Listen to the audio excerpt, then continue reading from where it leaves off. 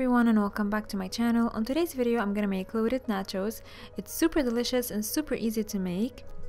Also, it's perfect for gatherings with friends and family. As usual, the ingredients and the measurements will be listed down below the video in the description box. Don't forget to follow me on social media and subscribe to the channel if you haven't already, and click on the bell button so that you get notified whenever I upload a video. Now, to make the loaded nachos, I'm gonna need some guacamole. I already have a recipe for that on my channel. Some chopped coriander or parsley, whatever you like. I'm also gonna need some chili. I made this earlier.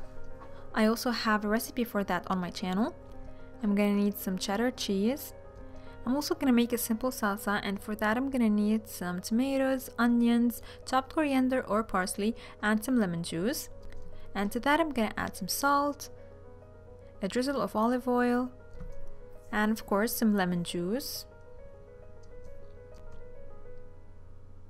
I'm just gonna give everything a quick mix, and by that the salsa is ready.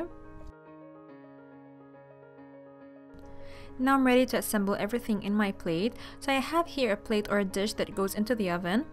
I'm just putting some tortilla chips, and on top of that I'm gonna start distributing the chili. And as I mentioned earlier, the recipe for the chili and the guacamole are on my channel, and I'm gonna put both links in the description box. So after putting a layer of chili, I'm gonna top that with some cheddar cheese. And at this point, make sure that your oven is preheated at 200 degrees Celsius, which is about 400 degrees Fahrenheit.